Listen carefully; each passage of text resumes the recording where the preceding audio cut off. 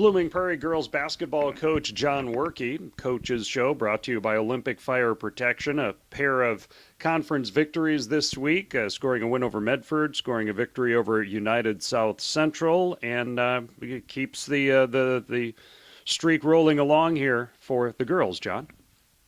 Yeah, you bet, Roy. It was a good start to the week. We traveled over to Medford and played a nice game over there.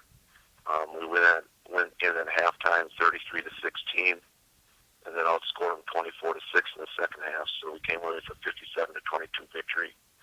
Shot right around 41% or so from twos and 30% from threes. So I think both of those percentages can certainly be improved upon. But at the same time, it was a game we got everybody in, and a lot of kids scored. Taylor Hagan led us with 21, and Kaylin Knotts had 11, and Casey Groth had 8. So nice balanced scoring attack, and it was just a nice game to have this late in the season. Good defense against the Tigers? Yeah, I thought, we've talked about our defense quite a bit, and we feel that, that kind of, especially if things aren't going well offensively early, it seems like we can rely on our defense to get our offense going, and that certainly was the case. I got some turnovers and got going and that kind of thing, and that kind of carried over into Friday night as well. And then what was the story last night at USC Wells? We ended up winning that game 52-36. We went in at halftime 21-12. We started the game on a 14-0 run, and Madison, Workey, and Casey Grope were really creating a lot of problems out front, getting some steals and getting some transitions. So, again, as I mentioned in the Medford game, it kind of got us rolling, and then, we just continued scoring in that. Casey Grope led us with 13. Taylor Hagan had 9. Madison Workey had 9. Kaylin Knotts had 7. Shooting-wise, again, we were right around that 40% for twos, a little better from threes. We were about 33%. Free throws I was very pleased with. We got to the 70% mark, 12 out of 17, and a lot of those came from Kaylin. Kaylin was 5 for 6 from the free throw line. So it's nice to see some kids stepping up and getting some things done. We talked about that all year, that we can't just rely on Madison and Taylor. We need to rely on all of them. And Casey Gould had a good week. She's playing tremendous defense out front, and then getting out on the break and then finishing. She's doing a good job finishing at the basket and even getting some free throw opportunities. So it's been a good role for us. How much is 3-point shooting a part of your game?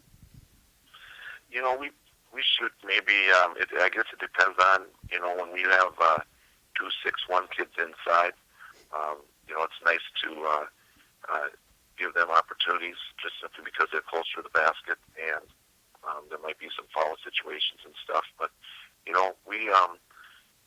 like to, take maybe, 8 to 10, on a given night, but not certainly something that we rely on.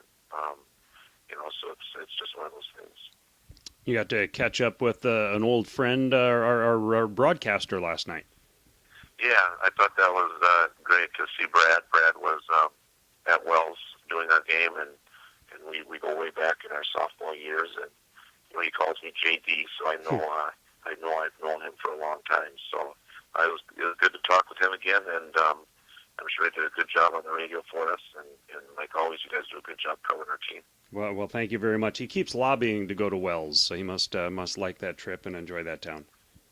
Well, it's a brand new gym now, Yeah. So certainly, a 180 from the previous situation they had over there. So I'm sure the Wells group is very pleased with the facilities, and it is very nice, a very nice facility to play in.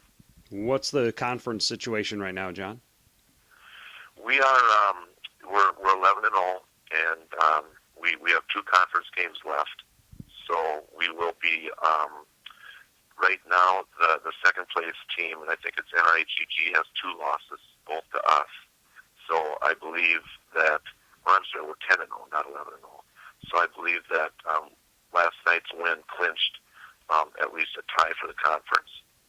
We have BA next Tuesday, which will be our parents' night.